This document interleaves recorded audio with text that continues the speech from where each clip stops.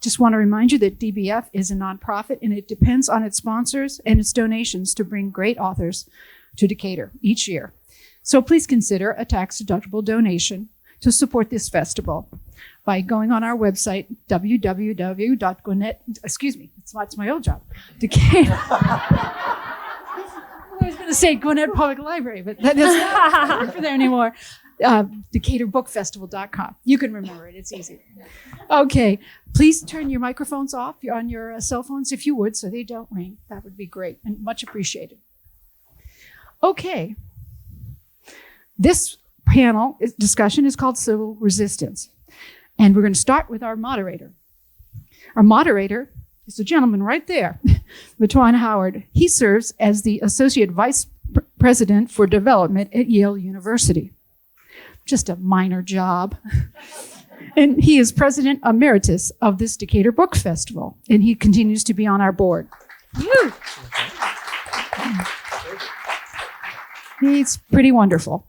Then one of our authors we have is Alix Olson. She is Associate Professor of Women's Gender and Sexuality Studies at Emory University's Oxford campus. Alix's most recent book is The End of Resistance, Making and Unmaking of a Democracy. And that's what she'll talk to you about today. Sunaura Taylor in the middle is an artist and she is a writer. She has written for a range of popular media outlets and her artwork has been exhibited both nationally and internationally. She is an assistant professor in the Department of Environmental Science, Policy, and Management at the University of California in Berkeley. So she came quite a ways to be with us today. Her new book is Disabled Ecologies: Lessons from a Wounded Desert. I give you our panel and Mathwon. Woo! Well, thank you. Well, you were in for a treat. I have, the last month and a half, I've been kind of hanging with Sunaura and Alix, kind of somewhat just in my own mind as I've been prepping and reading and getting ready for this. But they are two of the coolest people you'll get to know. Oh. And I'm telling you, these books are really, really exceptional, and I really encourage you. You'll see by this conversation, but I definitely encourage you to get out there and get in line because they're wonderful. So I wanted so the title of our session is Civil Resistance.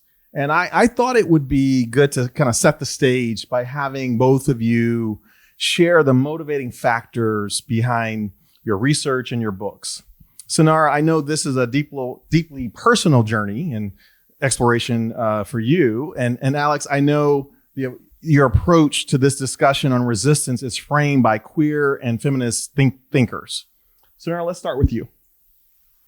Hello, everyone. I'm so excited to be in Decatur, a place that I really care for deeply. And I'm just so excited to be on this panel with you two. So thank you so much. So this book really emerged from a variety of places for me. But what it does, really broadly is that it is a book that brings sort of critical disability perspectives, disability activism, together with thinking about environmental justice and, the increasing environmental catastrophes that we are seeing all around us. The hurricane and the chemical fire are just some that I have been, and all of us have been witness to in just the past few days. So this book specifically came from a very personal place. It tells the story of defense industry contamination in Tucson, Arizona, the city I was born in. I was raised with the understanding that this pollution caused my own disability. And I didn't grow up in Tucson.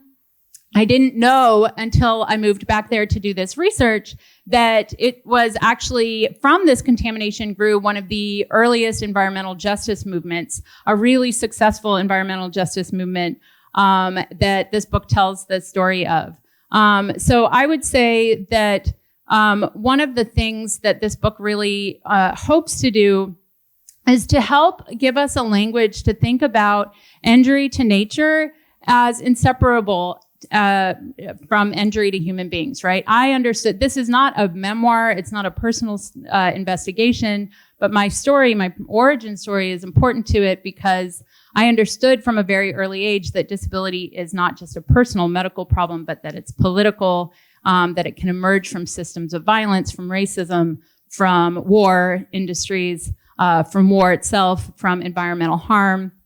And I also understood that nature isn't separate from us, right? That I had this visceral understanding of that connection. So this book really tries to map out those entanglements between injury to nature and injury to people by telling this amazing story of what happened in Tucson, and hopes to give us a different kind of language for talking about those entanglements. Wow, that's amazing. Thank you. Alix? Yeah. So my background is as a spoken word artist. I toured internationally for about 15 years prior to going back to graduate school and becoming an academic. And so I have a very strong love of words, of concepts, and a deep curiosity about the work that they do in the world. So leading up to and early in the Trump presidency, I was deep in the process of working on a manuscript about what I saw as neoliberalism's recuperation and repurposing of the concept of resilience. And in that project, I was and still am thinking about the ways in which we are increasingly trained to be resilient in all areas of life and at all levels of the world, and about how that disciplining, how that promise of gaining kind of more resilience capital through crisis, I saw defanging our collective energies and impulses toward actually interrogating the conditions that require us to be so resilient, and then transforming those conditions. So I was, I think at the time, attuning to the political lives of these intertwined concepts of resistance and resilience, trying to kind of tease them out and understand where the places were that they, in fact, might overlap, right? We need resilience as activists, as social justice warriors, as freedom fighters, and at the same time, what was being done with it in the name of propagating never-ending crisis was deeply troubling to me. So that was sort of around the time that I began to notice the shape that #resist and the resistance was taking in response to Trump.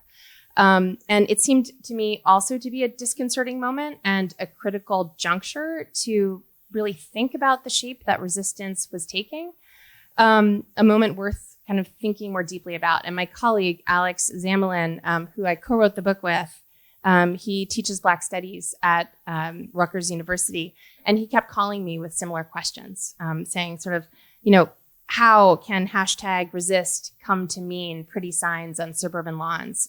How is it that resist has come to mean get out the vote campaigns and sort of champagne toasts on the street when Trump was defeated?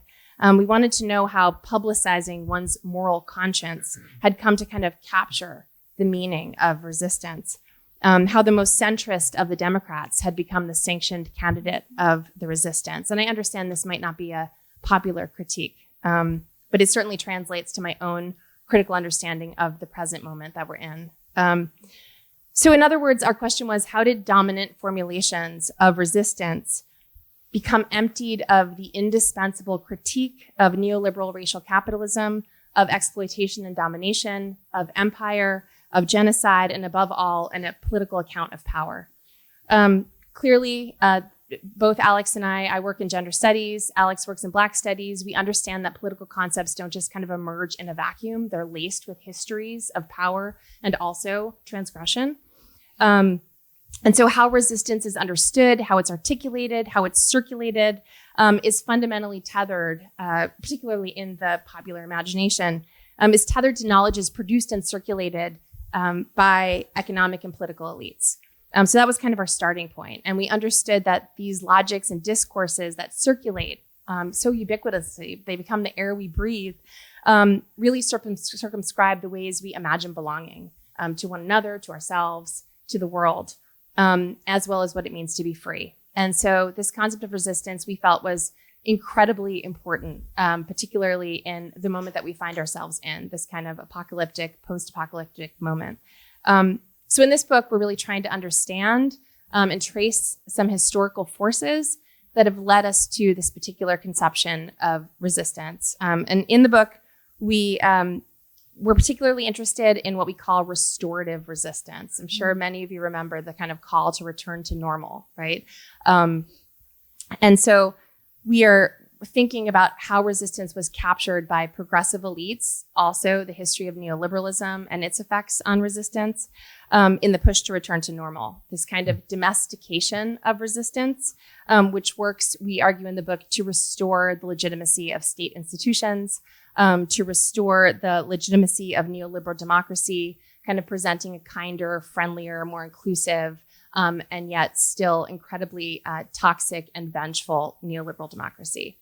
I have a lot more to say, but I'll leave it there now. But I do want to say one more thing, which I think is really important, that the book is really not a tragedy. It's not a tragic story, because we were really opposed to doing kind of a fatalistic treatise lamenting the end of resistance, which is why it's called The Ends of Resistance, right? In other words, we're interested in interrogating the multiple ways that resistance is being mobilized for various purposes and to different aims. And I think, while we've seen, the right and moderate center being very effective at recuperating and sort of repurposing resistance, we also have seen an emerging left, right, during this moment. And so we also attend to that.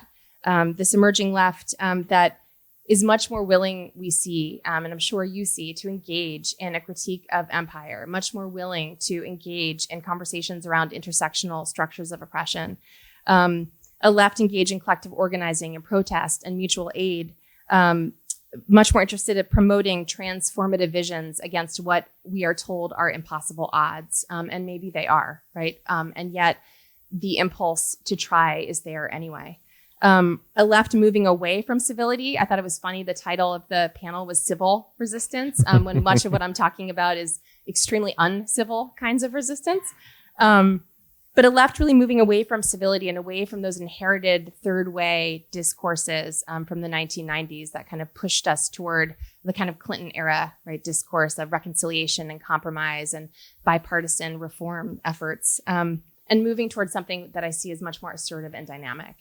So I think all of those are happening simultaneously in this moment. And that's really why we were impelled to sort of interrogate those multiple meanings.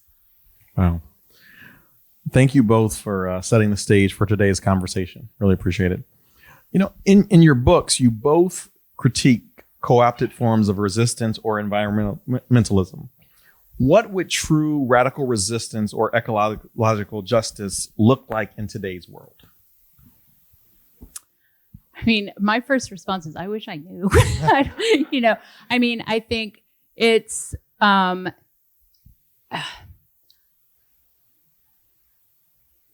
it's so hard to imagine ourselves outside of capitalism, outside of racial capitalism, outside of structures and systems that essentially continuously are working to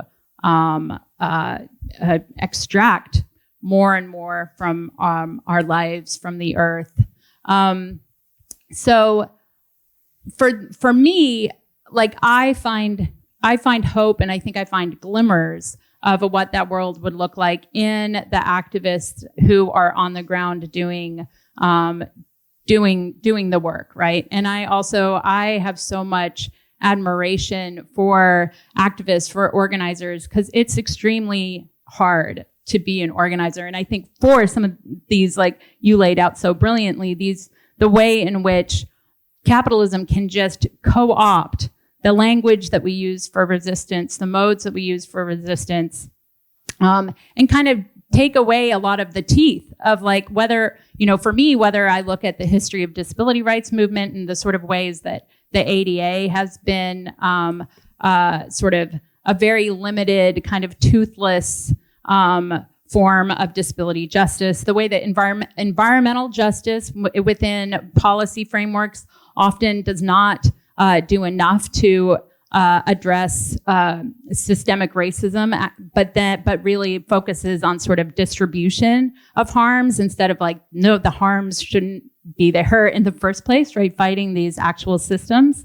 But the so for me, it's looking to communities, to organizers who are making the future, right, in their way. And so the story that I tell of Tucsonans for a Clean Environment, which was one of the main organizations that responded to this contamination, largely Mexican-American community that grew together in the 1980s in response to this contamination. I find their very expansive vision of justice really hopeful for this moment. And so this book kind of does a lot to uplift their work for that very reason of, like, sometimes I think we want to reinvent, or we feel like we have to imagine the world, the future afresh, but actually organizers throughout time have often done some of this work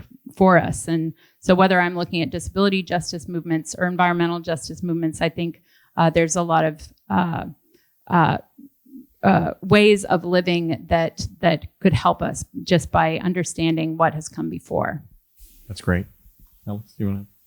Yeah, I mean, I think it's extremely important. And what we do in the book is we look at, as you say, movements that are doing on the ground work, movements that are producing knowledges about the directions that we perhaps ought to follow.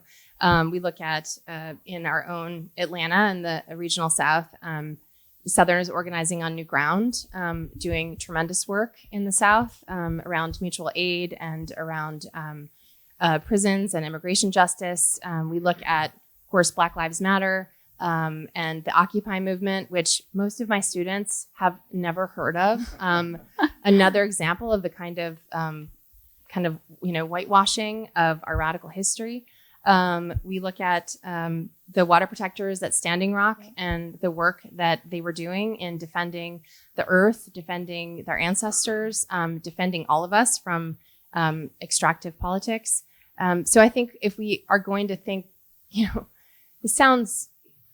I think if we're going to think seriously about the future at all, an actual future, any future, we really need to look to these movements to nourish them, to participate in them, to read about them, to write about them, to circulate knowledge about them, because it is fully in the interest of the elite. It is fully in the interest of power, not only to decimate the grounds for resistance, which we've seen, being done over the last several decades, right? That it's almost impossible to resist just in a material way, right? Through legislation, through the criminalization and racialization of resistance, through the categorization of resistors as unruly, as criminal, as deviant, as immature, at best as kind of dreamy-eyed and pie-in-the-sky, artists.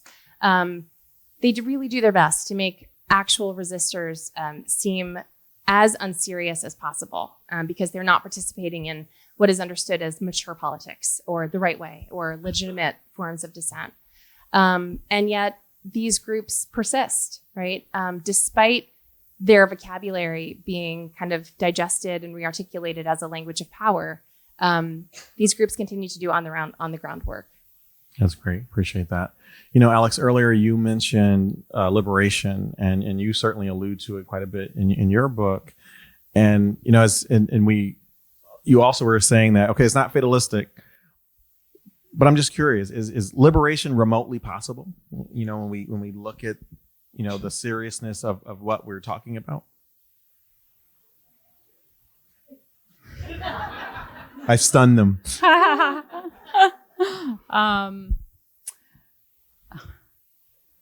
I think liberation. Okay, I am an eternal optimist. I got this from my parents. So like, I feel like liberation will always exist. It just is. It doesn't mean that it necessarily is going to be the only thing, or like that there's not going to be also oppression and all the other stuff. But right, I think we are Yeah, I don't know. I have to think about that more. It's a big It's question. that's a big I question. know. So, Alex, I don't know if you have a more Yeah. cohesive answer. I suppose it's how you conceptualize liberation. Yeah. I don't tend to see it as a horizon, Yeah. a material horizon that we have to sort of arrive at some point. I think that liberation is already exists, right? Yeah. I've seen and been a part of liberatory movements. I've seen and been a part of liberatory art.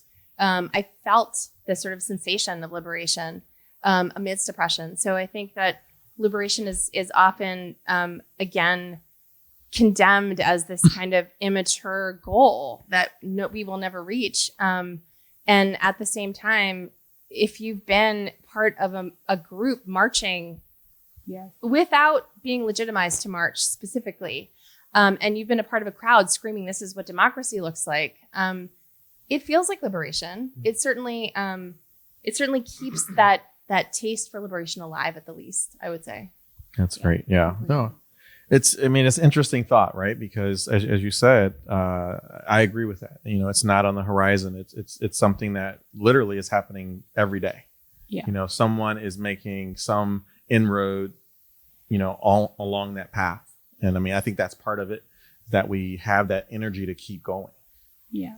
And sometimes I think also, right, like the liberation that we can feel internally as oppressed or, historically excluded people, I think is that sort of like coming to a different, resisting the narratives that we've been told about our own identities, about our own bodies, right, about our own communities, and challenge and really having the veil drawn on those or pulled up on those and having a different sort of liberatory conception of oneself and one's community is also a place, I think, where that feeling of liberation being something that is here and all around us is, for me, something that I've deeply experienced in my life. I was just going to add that I think that, the neoliberal project starting in the 1970s over the past, now over 5 decades has really captured another concept, and that's freedom, that's liberation, right? And so what they did was they sort of spoon-fed us this idea that liberation meant individual liberation, individual kind of solitary freedom of choice. And what we're thinking about is a different kind of liberation. It's about actually subjugating the self in service of a collective. And I certainly think that that is felt. I also think that we tend to have an obsession with presentism, and for good reason, right? There's an urgency. And so we need to be in the present and alive to everything that's happening and all of the trauma that surrounds us. And at the same time, this obsession with presentism strikes me as fairly ahistorical, right? And that's on purpose too, right? There's a reason that the elite don't want us to know our history, don't want us to, at Oxford, very few students take the history classes. It's kind of gone out of vogue to understand.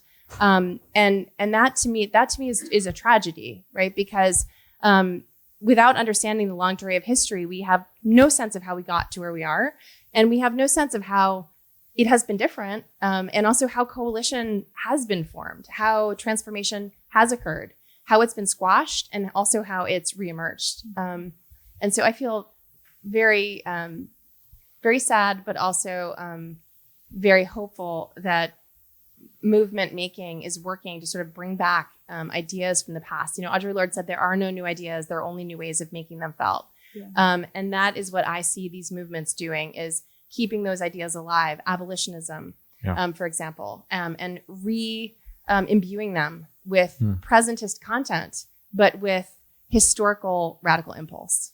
Yeah, thank you. That's great. How do you both view the relationship between environmental degradation and social justice movements? Are there lessons that activists from different movements can learn from each other? Yeah, I think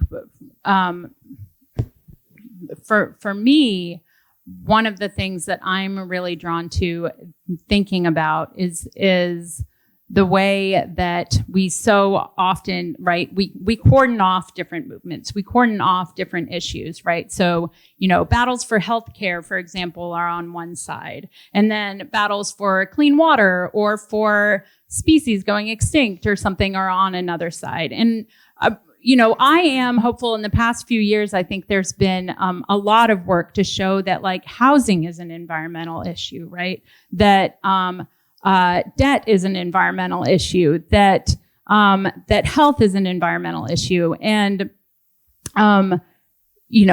really for me, it's like all of these issues are so entangled and really have to be addressed together and thoughtfully. But that's also really overwhelming, I think, for the organizers who are trying to, that can be, because sometimes like also trying to think strategically of like where do we go? It's such a huge mess. But I think that it doesn't benefit anyone except the elite, except for the systems that are profiting off of extraction, to have us think of our identities and struggles as separate from each other, right? There's a reason why, there's so often been this sort of conservative strategy of divide and conquer, right? Because that benefits the systems in power. And so it seems like that in and of itself should be a reason for us to think, okay, no, we need to, build coalition to build more solidarity across our different groups, which is, again, like for me, one of the things that Tucsonans for a Clean Environment did so brilliantly, of really saying like, it's not enough to battle for, a successful litigation, right? Against this one polluting industry. We need to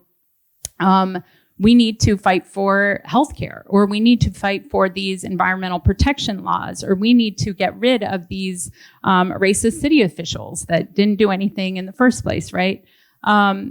And the last thing that I'll say is like, I think as a disability studies scholar in an environmental science department, there's often this sort of look of like, well, what do those issues have to do with each other, right? And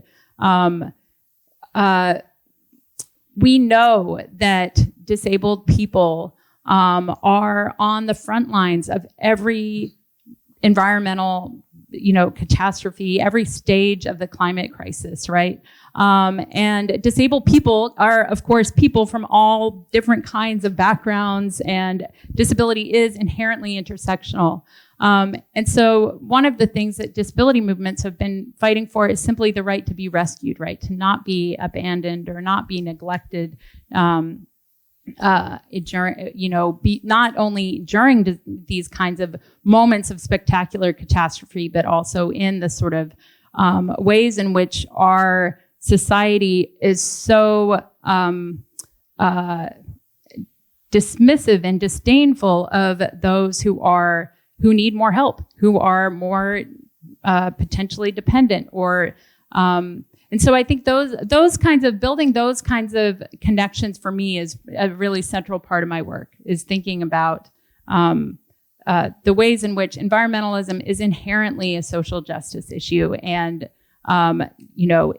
should not remotely just be sort of relegated to some separate arena, separate from other issues. And we see that day to day, like all around us all the time. Thank you. Alix? Yeah, well said. All right. All right. Sunaura, you are also an artist. And in fact, in your book, you include art in the book to help the audience better understand what an aquifer is. And as I was prepping for this, I kept thinking about the role of art. And I came to the conclusion that art is one of the truest forms of resistance that perhaps is not susceptible to delusion, right? Sunaura, so I'd love to get your reaction to that. And then Alix, you said earlier, I mean, you were on the circuit, doing spoken word, and you're a poet. So I'd love to get your reaction, but also, how do you bring, the creative and artistic voices into the resistant movement? So Sunaura, we start with you. Yeah, sure. I mean, so my background, actually, for much of my adult life, I was largely a painter. And I have I think this is something you and I share, is kind of coming to this sort of scholarship from these more kind of creative art backgrounds, right? And it's been, I mean, just a very important part of my research to always have a sort of dialogue between my art practice, my painting, my drawing, and the research that I do. Art for me is a place where you kind of different ideas can kind of rub up against each other, and you don't have to kind of worry whether it's rational or whether you can cite, you can cite it, or whether it's just a place where you have a lot of sort of curiosity and freedom for me. And so my research projects have literally actually started off as drawings. And I have that process kind of process throughout my book of including an art practice, but it's also part of my teaching practice, because I also really like to push against the idea that there's only particular ways of that people learn, right? Or that there's certain kinds of ways that students should present their knowledge, right? And to me, art making is an incredibly powerful way for students, even who don't identify as artists, to kind of explore ideas. And I think that that's true for activists too, right? Or for those who are there's always a sort of very creative, artistic element of movements. So I don't know if I would say that I think that art is any more kind of resistant to sort of a delusion or for co-optation. I think that at this point, I think that capitalism is extremely feisty and can manage to co-opt even things that I never would have imagined, and that's why, as sort of people who are working for resistance, whatever that means for you, in whatever kinds of, for whatever kind of more just world, it's this constant sort of creative struggle to be one step ahead. I would love to find a less ableist language for that, but like one roll ahead, to just be kind of like, but it's always that struggle. I think whether or not you're writing or whether, or researching or organizing or making art, to be aware of how things can be kind of co-opted. But any thoughts? Or? I mean, I guess I would just say, I think all art is political. I think there's this kind of false divide between like art and political art. And Chantal Mouffe, who's a political theorist, makes a really, I think, important intervention in pointing out that all art is political because it either upholds the status quo or disrupts it. And so she calls the kind of art of resistance that I think you're gesturing toward critical art. And so in that sense, I do think that that we can't really resist without critical art. And at the same time, I would say that these domains of kind of art and theory and activism are really superficial, superficially divided. And I think, again, that's for really good reason. I think it's because the combination of those three is so powerful.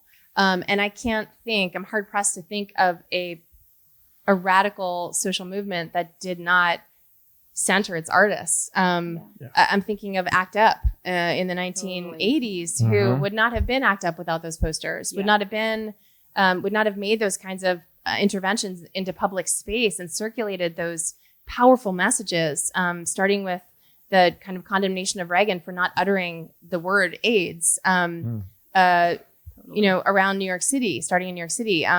So this false divide, I think, is intended to separate us and also to make one seem more serious than the other. When we think about politics, we think about the legislature. When we think about art, we think about this kind of side dish, right?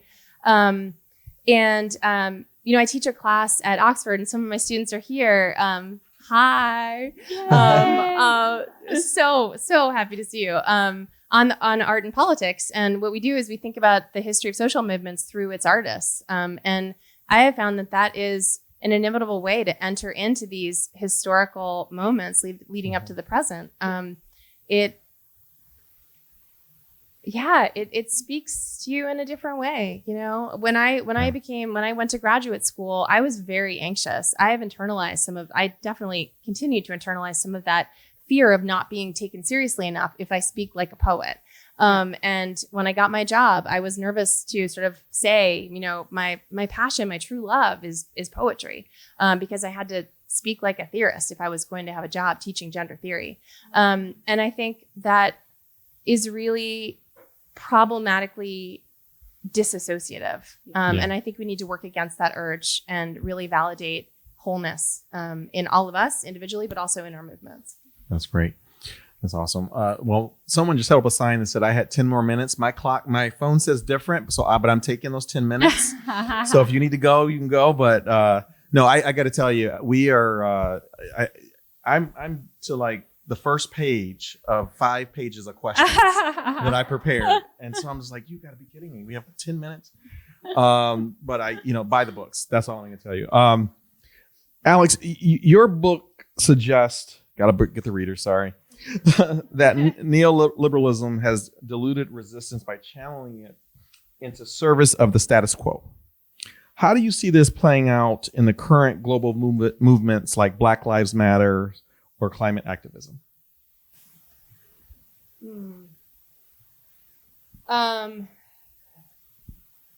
It's tricky because the term Black Lives Matter can't capture all of the facets of the movement. And at the same time, I'm thinking about how Barack Obama, for example, invited one of the organizers from Black Lives Matter to have a conversation, but he delimited the terms of that conversation. He set the agenda for how the conversation was going to go. And as a result, the organizer refused to meet with him. And he roundly condemned Black Lives Matter as a whole, basically saying, and I quote it in the book, I don't know where it is, but he basically said, you can't be a serious activist if you're not willing to have a conversation at the table of power, without really calling to attention the fact that it was a conversation at the table of power delimited and contoured by power itself, right? But, I think many of us could think of examples where we see Black Lives Matter being diluted or climate activism being diluted. I mean, the kind of call to sort of buy Black, right? Which on its own is not a bad thing, right? But absent the sort of critique of racial neoliberal capitalism, it really becomes just another call to participate in capitalism itself, rather than all of the incredibly vital critiques that Black Lives Matter, and you can read their initial proposal, which was just a robust and round critique of the U.S. Republic / democracy. Right? Yeah, thank you. That's great. Sunaura, you highlight both human bodies and ecosystems. You highlight that they're disabled by the same forces of industrial capitalism, right? How can disability activists and environmental activists collaborate to build more inclusive intersectional movements? How can they kind of come together? Yeah, you're really pushing me with all these questions in a great way, not in a bad way. Both your books pushed me. I'm feeling. I had to come prepared. I'm feeling the limits of my sort of honestly, like of my own sort of interaction with organizing. Because I think I know a lot of really amazing organizers. And I think I've said already, but I hold them in such esteem, partially because I see how incredibly hard it is. So I don't know how like specific I can be in answering that question, but I think that what I can say is that one of the things that I find to be so important about bringing disability into an environmental conversation and politicizing disability in an environmental conversation is that disability is already everywhere within the environmental arena, but it's kind of depoliticized, it's unmarked. So for example, I work in an environmental science department, and I have colleagues who are all studying soil health or river health, or who are studying forest health, or who are generally kind of working towards healthy environments for healthy communities, right? But if we don't have, if health is what we're trying to achieve, right, in our increasingly brutalized ecosystems, our increasingly injured environments, what is it that we have now? Yeah. And to me, disability is a really helpful language for that. And I think that a lot of people hear disability and think, oh, it only has to do with people in wheelchairs, or it only has to do with people who are blind, right? But or kind of very symbolized kind of disability. But disability is it is both a lived reality, but it's also a concept that shapes our world. And we all go in and out of disability. If we age long enough, all of you in this room, I'm sure, have experienced different periods of injury, different periods of sickness. As you're getting older, maybe your body is not working in the same ways that it once was, right? So what disability organizing and disability activism is really challenging us to do is to push back against this sort of very sort of American sort of obsession with, for example, independence, right? And not being a burden, with pulling ourselves up by our bootstraps, with internalizing our own sort of struggles, and feeling like we are the one, we have to sort of solve these things with our own force of spirit or whatever. And to say, what would society look like if we were thinking about the people who are most vulnerable, most dependent, most sort of building a society of care, essentially, right? And not kind of trying to fearmonger around the fact that we live in vulnerable bodies with other bodies that are with multi-species ecosystems, right, that are also vulnerable. Like if we kind of built the world from that place of vulnerability. And disability studies, I think, has done so much thinking around that. And so that is what I would love to sort of see integrated more into the way in which we're thinking about how we respond to our injured environments. Thank you. That's great. So I'm getting down to my last 3 minutes. So here's what I'm going to do. I'm going to quickly read the last two questions, and then maybe you could just use the question to springboard into any last comments. How about that? Okay. So the one, Alix, I had for you was, you call for a shift towards unruly world building. And I want you to give examples of contemporary movements that embody this kind of resistance. Okay. And then Sunaura, in disabled ecologies, you discuss how marginalized communities are disproportionately impacted by environmental harm. How does this insight shape your vision of what environmental justice should look like? So you can take those questions, but more importantly, just share your last thoughts. Yeah, you want to go? I feel like I kind of already answered that one, maybe. So maybe I will, just pass it on to Alix. Go for it, Alix.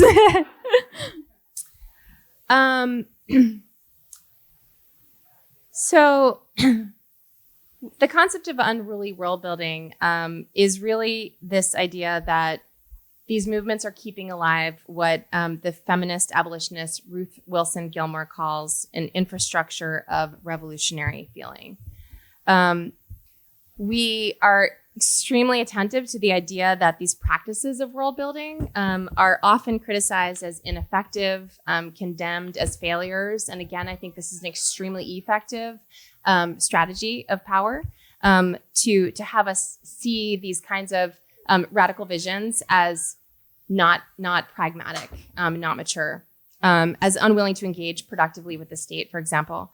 And that's sort of what we think when we think about Occupy, right? It failed. It didn't present a legitimate set of demands. It refused to engage with the legislature. It was kind of too stubborn, right? And too pie in the sky for its own good. But the author, Rebecca Solnit, so many of you might be familiar with her work from Hope in the Dark. She says those who are dubious about the effectiveness of these movements might reflect on the panic of political elites when these resistances materialize. The immediate, I think, and massive militarized police presence from Occupy to Black Lives Matter protests, which I have to say was extremely different than the police presence, for example, at the March for Women's Lives, right? Certainly confirms the sort of threat that these anti-restorative resistances, and that's what we're calling them in the book, anti-restorative resistances pose. But more than that, I think it's really essential to look at what they conjure, right? Whether when we look at them through this kind of lens of effective and ineffective, we're really missing what they are providing, what they're offering, and what circulates. And maybe this actually goes back to this question of how do movements learn from one another, right? So, for example, Occupy, right, as a failure, revitalized progressive populism, right? It gave us that crucial language of the 99%, right? So students don't know Occupy, but they certainly understand the concept of the 99%, right? Which is so important when we're talking about the people or the demos, right? Or the public or the common good, right? Or how to make a better life for more people. At Standing Rock, we saw not only resistance against pipelines, extractivism, and greed, but the enactment, right? The physical, material enactment of demands for right relations with one another, with non-human animals, with anti-colonialism, and with fossil fuels, right? Those water protectors fundamentally transformed conversations around settler colonialism, gave us that vocabulary, right? Circulated it in the popular imagination. We need that language, right? I don't think that neoliberalism or the right can co-opt what settler colonialism means, right? We need these rich vocabularies to understand this present moment. I mean, I guess I would say, we need to keep reading. We need to keep interrogating these movements and join them. They are here. They are around us, right? There are liberatory moments in our midst, right? Grab onto them, be a part of them. Absolutely. Any last thoughts? Yeah. Just that this has been such a really generative and wonderful conversation. And, it's always so wonderful to see the different kinds of threads that are pulled out in, for me, this book that took me 9 years. And so I just so appreciate your questions and have learned a lot from you, Alix. So I appreciate it. This book is tremendous. I will be teaching this book. I will be devouring this book. I will be using this book in my own work. Well, thank you. Yeah. And thank everybody here too for coming too. Okay. Let's thank Sunaura and Alix. Thanks so much.